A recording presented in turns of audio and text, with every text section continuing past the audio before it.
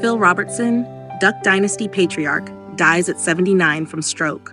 "I'm ready to go home" were his last words. May 26, 2025, West Monroe, Louisiana.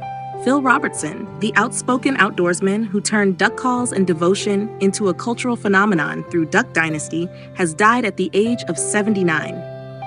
The Robertson family confirmed he passed away peacefully at home on the morning of May 26, 2025, after suffering a major stroke. Surrounded by loved ones, his final words were simple yet telling. "I'm ready to go home." A deeply religious man, Robertson viewed death not as an end, but as a homecoming, a belief he held throughout a life defined by transformation, conviction, and faith. A life lived on his terms.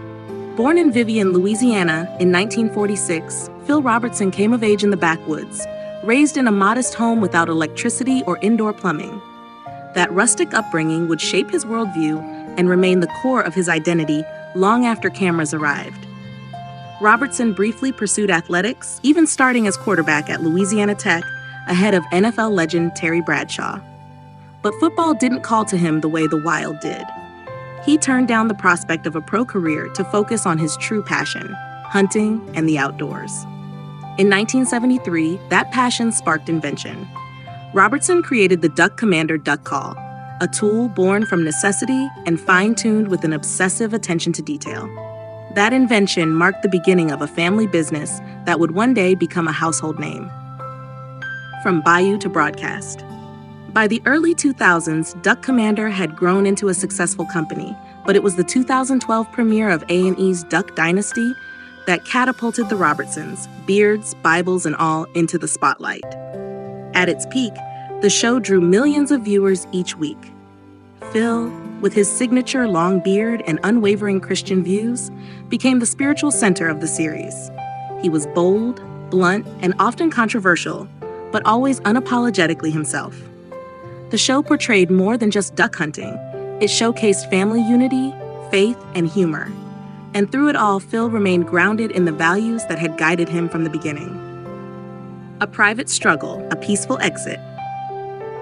Though Robertson had stepped back from the public eye in recent years, he remained active in podcasting and ministry.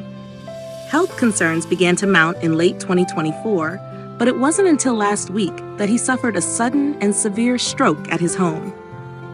After several days in the hospital, his condition declined. He was brought home under hospice care, where he spent his final moments with his wife of over 50 years, Kay Robertson, and their children and grandchildren gathered around him. "He wasn't afraid," said son Willie Robertson. "He told us, 'I'm ready to go home.' That's how he lived, always looking forward to eternity." Family, faith, and an unshakable legacy. Phil Robertson's journey was one of dramatic transformation. In his younger years, he battled alcohol abuse and personal demons, nearly losing everything. But a spiritual awakening in the mid-1970s set him on a new path, one he walked faithfully for the rest of his life. He often said his life could be divided into two parts, the man he was before Christ and the man he became after.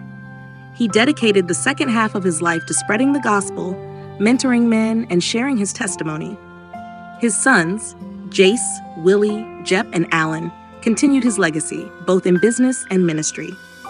Together, they hosted the Unashamed podcast, which became a platform for faith-based discussion, current events, and family storytelling. The World Reacts news of Robertson's death prompted tributes from across faith and entertainment communities. Franklin Graham called him a man who walked what he preached. Duck Dynasty fans flooded social media with memories, Bible verses, and messages of gratitude.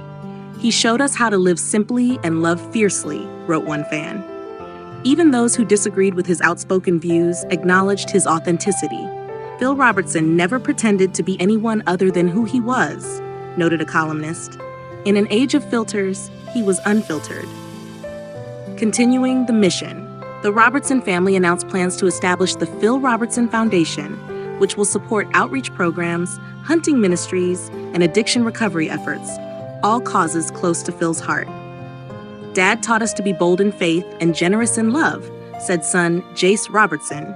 "This foundation will make sure his impact continues long after he's gone." Farewell, but not forgotten. A private funeral service will be held later this week with a public memorial scheduled for early June at White's Ferry Road Church in West Monroe. The service will be streamed online for fans across the country who considered Phil a mentor from afar. Final reflection. Phil Robertson never aspired to celebrity. He valued silence over applause, purpose over popularity. Yet his authenticity, passion for family, and dedication to his beliefs made him one of the most unlikely and enduring figures in American pop culture. In the end, his life was not just about duck calls, beards, or television ratings. It was about pointing others towards something greater. This world was never his final stop, said his wife, Miss Kay, and now he's home.